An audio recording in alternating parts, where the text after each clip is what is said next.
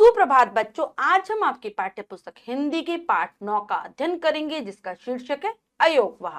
तो चलिए पाठ को पढ़ते हैं, जानते हैं अयोगवाह क्या होते हैं, किस प्रकार से इनका प्रयोग होता है। पाठ को शुरू करते हैं। पाठ 9 अयोगवाह। हम सीखेंगे अंग, आहा और चंद्र बिंदु आ के चिन्ह लगाना कि किस प्रकार से इनके चिन्ह लगाए जाते हैं। अंग, आहा और चंद्र बिंदु आ का उच्चारण तथा शब्द बनाना कि किस प्रकार से इनसे शब्दों का निर्माण किया जाता है।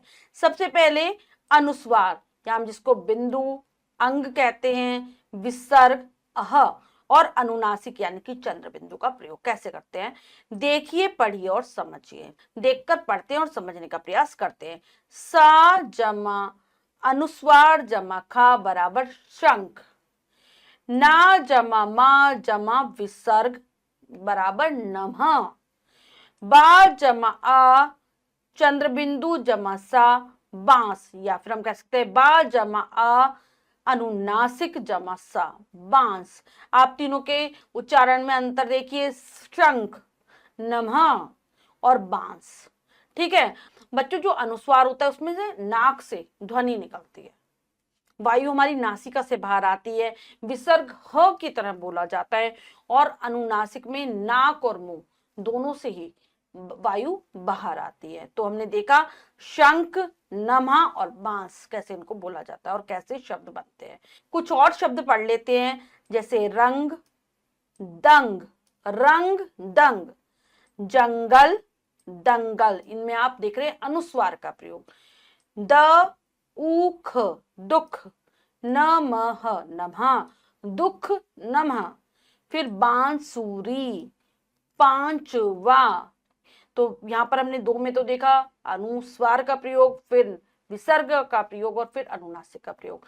जोर से पढ़िए। तो यहाँ पर कुछ वाक्य भी बनाए गए हैं, पढ़ते हैं कि कैसे पढ़े जाएंगे।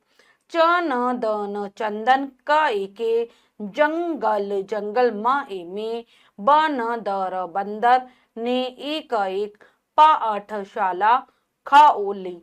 चंदन के जंगल में बंदर ने एक पाठशाला खोली। तो बच्चों यहाँ पर सारे चंदन में, जंगल में, फिर में बंदर में, ये सारे क्या लगे, अनुस्वार लगे हैं। उच्चारण आप देख रहे हैं। उस समय पांचवी पांचवी, तक तक के बालक बालक पढ़ते पढ़ते थे। उसमें पांचवी तक के बालक पढ़ते थे। अब यहाँ पर पांचवी में अनुनासिक का प्रयोग है, यानी कि चंद्र बिंदु का प्रयोग है। वे सब को सबको नमः नमः करते करते और खूब पढ़ते पढ़ते थे। वे सबको नमः करते थे और खूब पढ़ते थे। अब नमः में विसर्ग का प्रयोग है। तो बार बार आप जब इनका उच्चारण कर कर देखेंगे, वाक्यों को पढ़ेंगे, शब्दों को पढ़ेंगे, तो आप सीख जाएंगे कि कैसे प्रयोग होता है।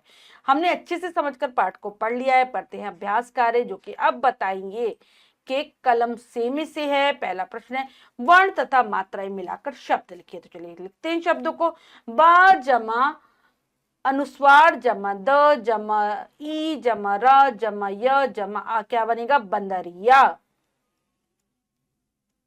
बंदरिया। च जमा अनुस्वार जमा द जमा ना, चंदन। फिर द जमा ऊ जमा विसर्ग जमा ख जमा ई, दुखी।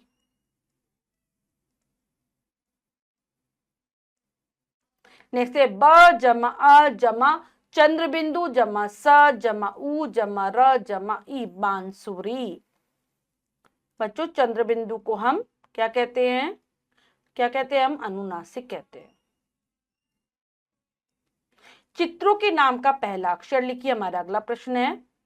तो यहाँ पर पूरा नाम लिखा ही नहीं है, तो हमें पहला अक्षर ही लिखना है। वैसे तो दिया है, बंदर का चित्र है, फिर नमः है और फिर यहाँ पर ऊंट है।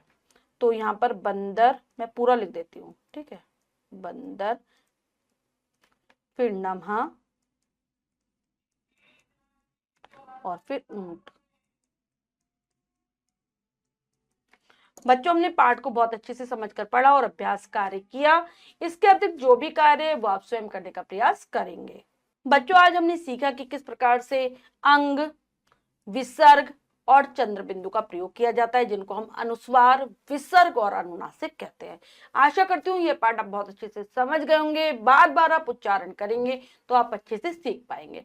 मिलते हैं अगली कक्षा में नए पाठ के साथ। तब तक के लिए स्वस्थ रहिए, प्रसन्न रहिए। धन्यवाद।